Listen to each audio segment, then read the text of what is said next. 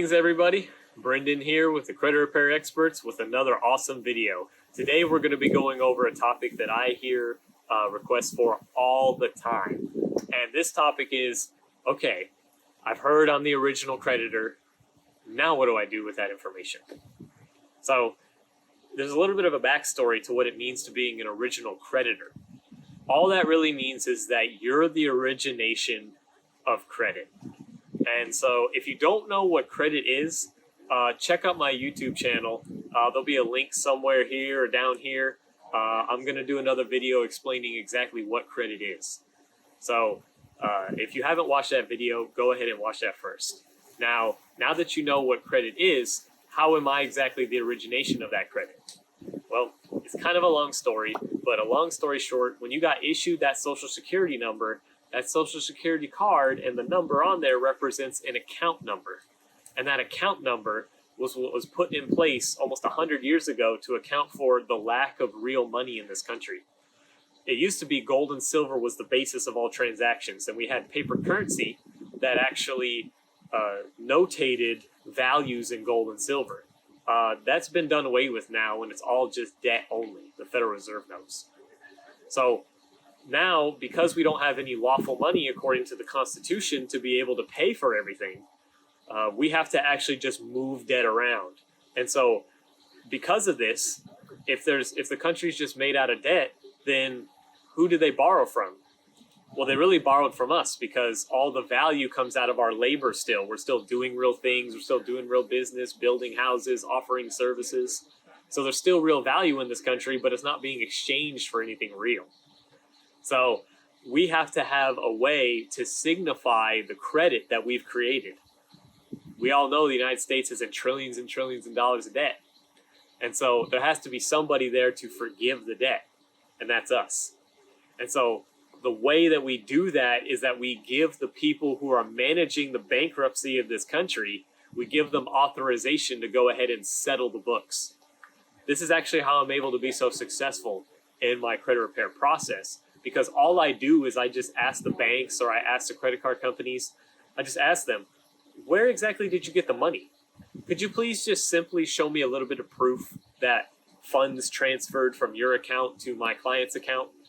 That would really help me to understand exactly where the funds came from. Because as far as I can tell, the credit card application is the only thing that seems to signify any sort of value. It has my social on here and an address and a signature. This seems to be the only document that started or originated this line of credit. Did you guys do any sort of paperwork in the background showing that you actually gave me your credit? Because the law says that it's illegal for banks to loan out credit. It's also illegal for the banks to loan out their depositors' money. So all those people open up checking accounts and savings accounts, they're not allowed to load that money over to you. So I just need to know where the money came from. I have no problem paying the bills as long as I know where it came from.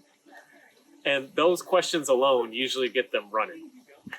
So just a little bit of advice for people who are learning about credit and being the original creditor. It doesn't mean that you get everything for free. What it really means is that you're authorizing the people who are managing the bankruptcy to do their job and to settle the accounting. Now, there are things that are due to you as the creditor that you must have in order to get by, and we should be able to access those things. However, this country is run by attorneys, and so because of this, they only follow the laws that they created whenever it's convenient.